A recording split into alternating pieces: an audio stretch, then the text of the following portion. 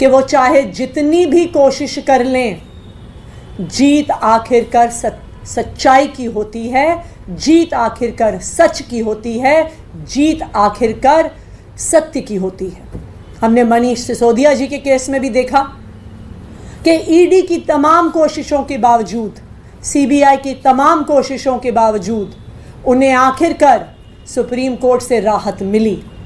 और हमें इस बात का भी भरोसा है कि अरविंद केजरीवाल जी भी जल्द दिल्ली वालों के बीच में आएंगे। भारतीय जनता पार्टी का हर षड्यंत्र जो वो सीबीआई के माध्यम से रच रही है, ईडी के माध्यम से रच रही है, हर षड्यंत्र उनका फेल होगा। कल सुप्रीम कोर्ट में अरविंद केजरीवाल जी की बेल की हियरिंग थी। उस बेल की हियरिंग में भारतीय जनता पार्टी की सीबीआई ने सुप्रीम कोर्ट के सामने खड़े होकर बोला कि हमें इस मामले में एफिडेविट फाइल करने में समय चाहिए। आज हियरिंग मत करिए, हमें 1 हफ्ते का समय दीजिए, हमें 2 हफ्ते का समय दीजिए, हमें एफिडेविट फाइल करने में समय चाहिए।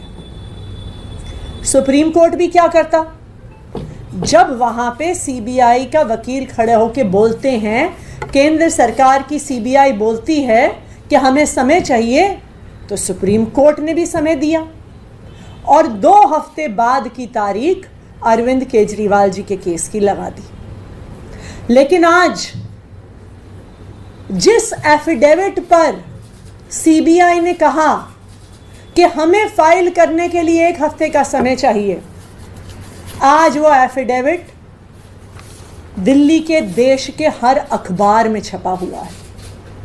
इसका क्या मतलब है कि जो एफिडेविट सीबीआई कह रही थी कि हमने तैयार नहीं किया, हमें तैयारी के लिए 1 हफ्ते का समय चाहिए, तो वो आज देश के हर अखबार में कैसे छप गया? इसका मतलब है एफिडेविट तैयार था। इसका मतलब है कि सुप्रीम कोर्ट को झूठ बोला गया।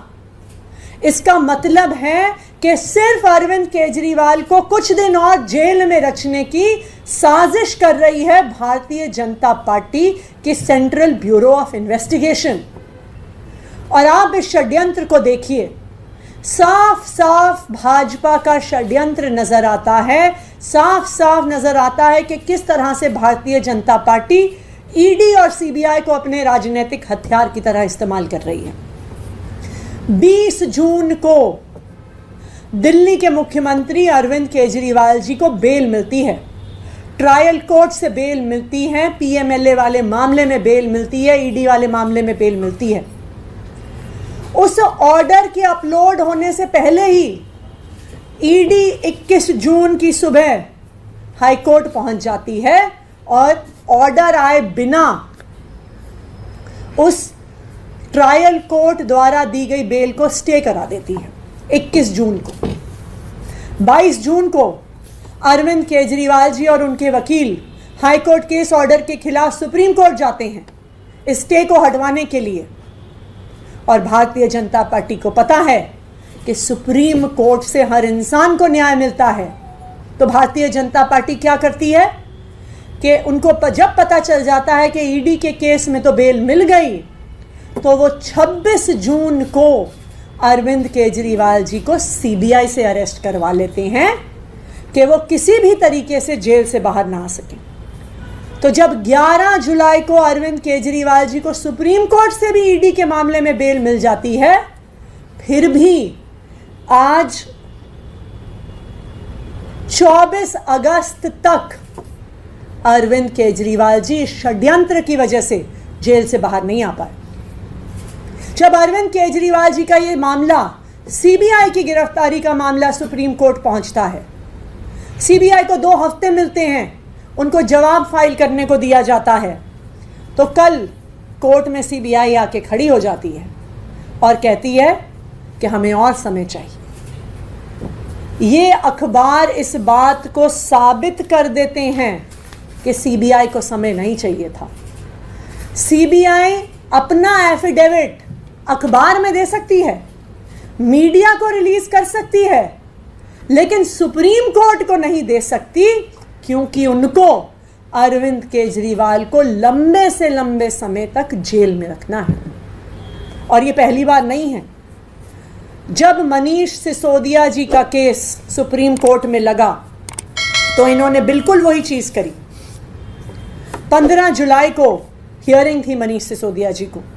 इसी तरह से भारतीय जनता पार्टी की ईडी और सीबीआई आके सुप्रीम कोर्ट को कहते हैं कि हमें और समय चाहिए, हम जवाब नहीं फाइल कर पाए हैं, और उसी वजह से 15 जुलाई की हियरिंग 29 जुलाई तक पोस्टपोन हो जाती है।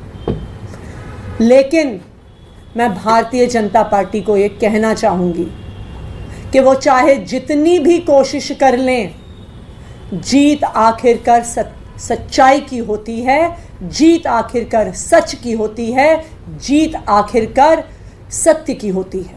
हमने मनीष सिसोदिया जी के केस में भी देखा कि ईडी की तमाम कोशिशों के बावजूद, सीबीआई की तमाम कोशिशों के बावजूद उन्हें आखिरकार सुप्रीम कोर्ट से राहत मिली।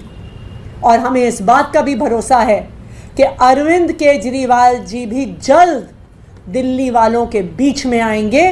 भारतीय जनता पार्टी का हर षड्यंत्र जो वो सीबीआई के माध्यम से रच रही है, ईडी के माध्यम से रच रही है, हर षड्यंत्र उनका फेल होगा।